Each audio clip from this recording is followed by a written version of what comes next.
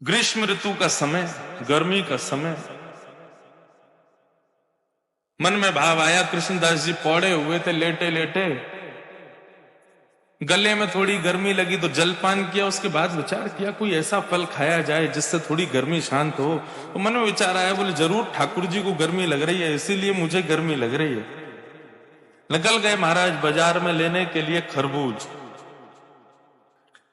जैसे ही पहुंचे तो महीने का पहला फल आया था। लेने के लिए जैसे ही पहुंचे, दुकानदार से जाके बोला भैया कितने का लगाया, भाव मोल करो।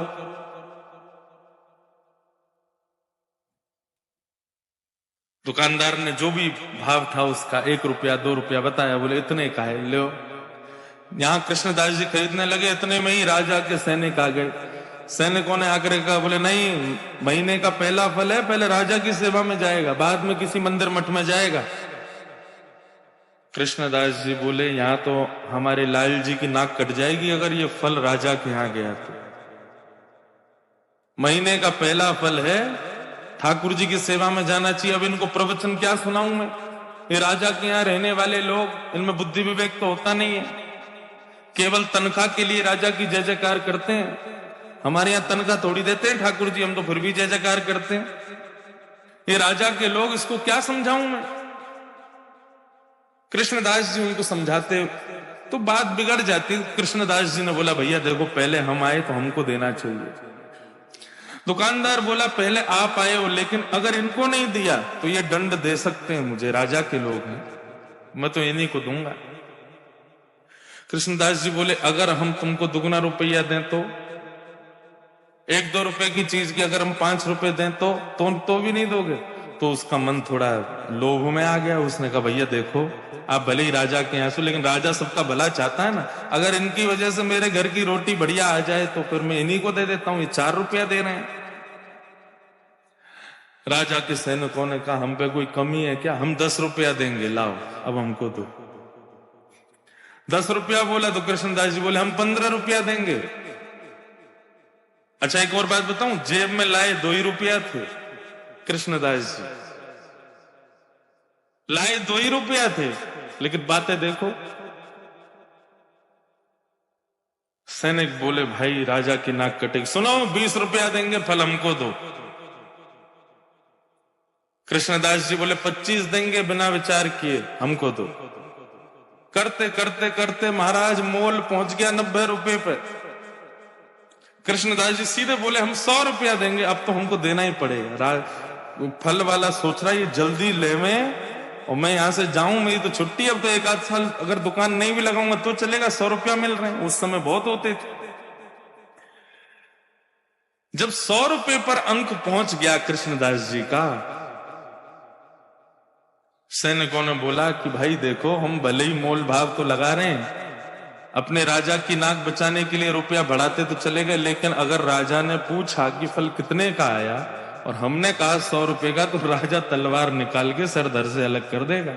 बोले राज संपत्ति को तुम कुछ सोच ही नहीं रहे हो कि 100 रुपए का फल लाए हो? अंत में राजा के सैनिकों ने हाथ करके बोले इन्हीं को दे दो, हमको नहीं चाहिए। दुकानदार बोला लाओ 100 रुपया। कृष्णदास जी बोले देख भाई, तू मोल निकाल के, तू ये फल निकाल के रख दे, बस हम लेके आ रहे हैं, चाहे कैसे भी ना लेके आएंगे, लेकिन इसको रख दे। तुरंत गए, ना जाने क्या क्या वस्तुएं सब लगा करके बेच करके 100 रुपए का फल लेकर के गए। तो कृष्णदास जी दोपहर में फल ले आए, रसोई घर में लाके फल रख दिया। रसोईया जी को बता दिया जाके, बोले हमने जो है वहां रसोई घर में फल रखा है, अभी उत्थापन में ठाकुर जी को खरबूज का ही भोग लगाना।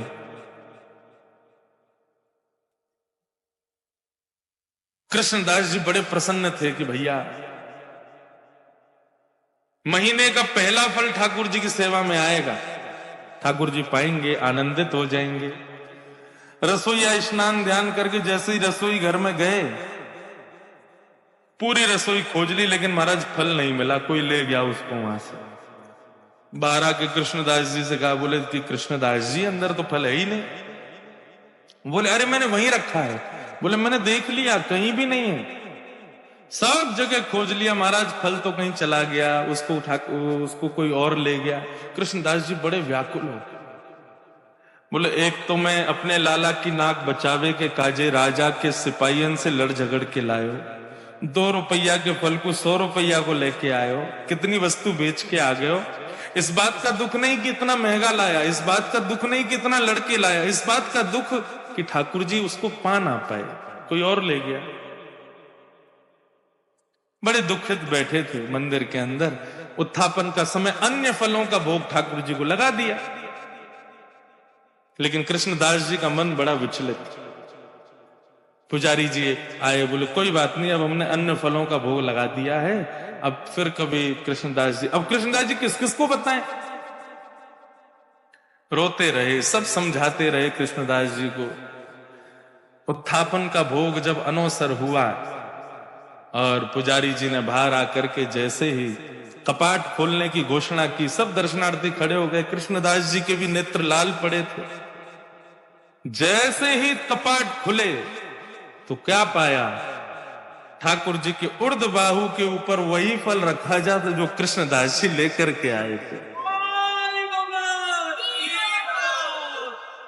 रसोईया लाता उससे पहले ठाकुर जी रसोई घर में जाके ले आए उस फल को और अपनी भुजा में ला करके धारण कर लिया। जैसे ये दृश्य कृष्णदास जी ने देखा, मूर्छित हो गए।